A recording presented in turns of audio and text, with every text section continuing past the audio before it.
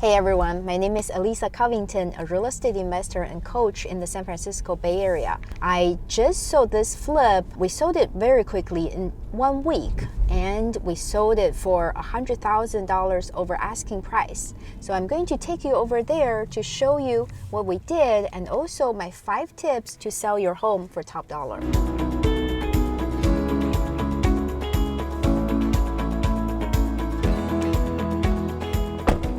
I love walking up here because the front yard looks so nice and welcoming. It reminded me of the front yard before that was so dead. So that brings up to the tip number 1.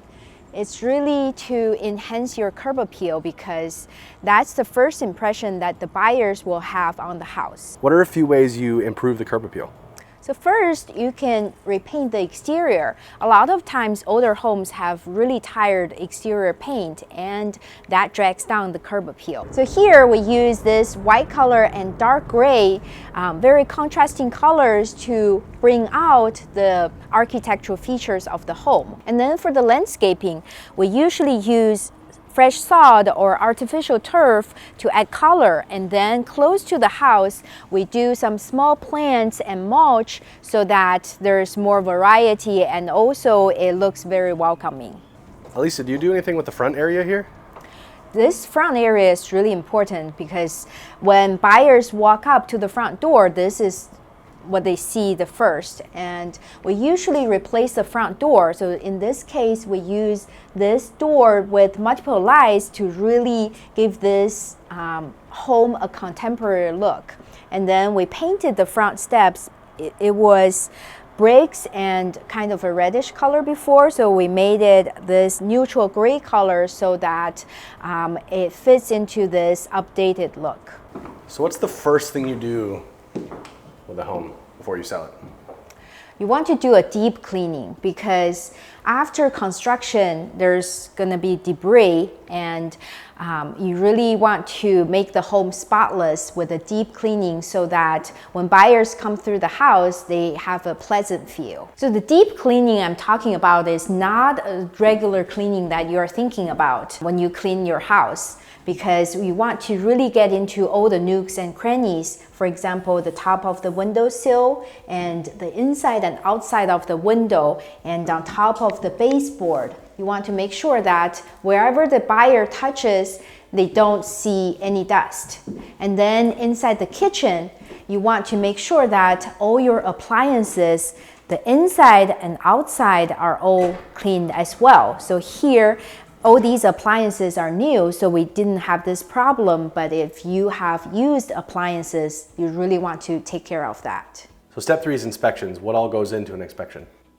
So we usually do home inspection, termite inspection, and roof inspection. For home inspection, it's a more general inspection where the inspector inspects every aspect of the home to tell the buyers what's working, what's not working, and if there's any safety hazard, etc. That is where you really need to make sure that you complete all the renovations and you make sure everything's working properly, like all the appliances, all the outlets, all the light fixtures, so that you have as clean of a report as possible. After you get the report, you also want to review it and make sure that you make notes on everything that you're going to take care of. Like if some lights are not working, if the water heater doesn't function, then you definitely need to address that because that could be a big concern for future buyers. And if you address all of these big issues on the inspection reports, it really gives the buyer a peace of mind. And then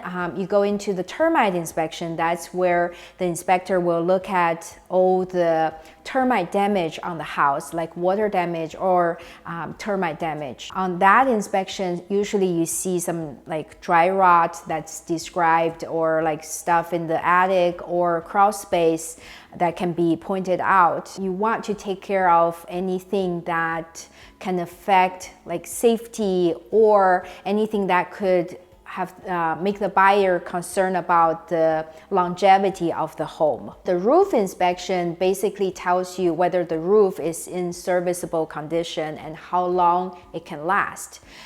Usually the roof is a very big ticket item. So if the buyer sees that the roof is kind of at the end of its life, then they could be worried about the big cost that's coming up. So that's why it's important to do repairs on the roof, and then if the roof is really approaching the end of its life, then you probably want to replace it. I think I don't know if I should talk about why it's important to get inspections. Like the reason I get inspections, so usually like home buyers think they think buyers should get inspections, not the sellers. But I do it myself as a seller because the inspections can tell the buyers the whole picture of the home. So like anything that's out of sort, that's not functioning, or any safety hazard. So when buyers come to the time to make an offer, they don't have to worry about anything because they already know everything there's to know about the house. So they can make an offer non-contingent. So then it speeds up the sale process of the home, because otherwise the buyers will have to go get inspections, and then they have to ask you about these items that they are concerned about, and it takes back and forth, and for each buyer to get their own inspections, there may be additional items that's coming up. So it takes actually longer. So I highly recommend home sellers to get inspections on their own and take care of these items proactively so you can sell the home much faster. All right, Elisa, what's number 4? Number 4 is staging. We always stage the homes that we flip because staging makes a huge difference. It makes a buyer feel like they can really live in this home. They have all the furniture placement, they know where everything goes. So in here we have this living room staged, and then in the bedrooms we also have bedroom staging.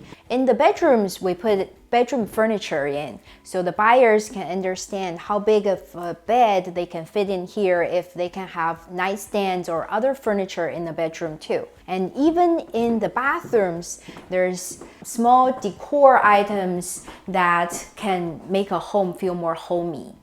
And then the staging is kind of interesting because it costs a few $1,000s. A home of this size, it may be $3,000–4,000, but it really elevates the home in terms of style, and ironically, it makes a home feel bigger. So if you just go into this room bare boned without any furniture in here, it actually feels smaller.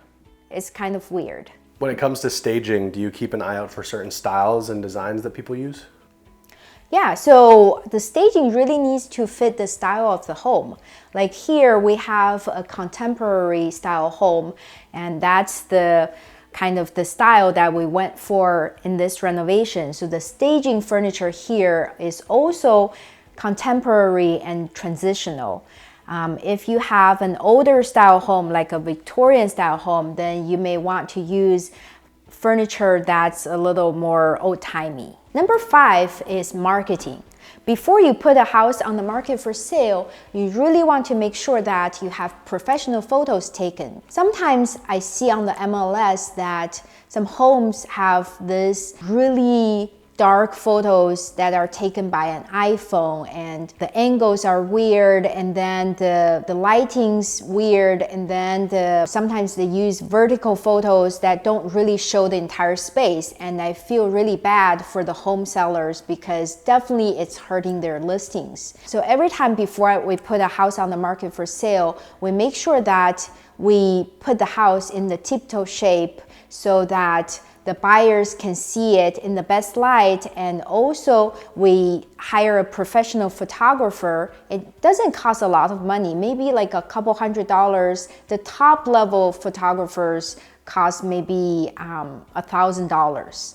So compared to the value that they can add to your listing, it's really nothing. So you hire a professional photographer and you want to hire a real estate agent. The real estate agent is not every agent is created equal. A lot of agents are out there, but many of them just got their licenses. They haven't ever sold a home ever, so they probably are not the best people who can market and sell your home for top dollar. So you want to go to those agents who are the top agents in an area, because the top agents usually have a good network of people that are also representing buyers. Those top agents also know the neighborhood so well, so they can market the home to your target buyers and really know how to negotiate on the sale price. So that can really help you get the most out of your listing. If you have other questions about how to sell your home for top dollar, drop me a comment below. And this is a different style of video that we've never done before. If you liked it, give me a thumbs up. Thank you so much for watching. See you next time.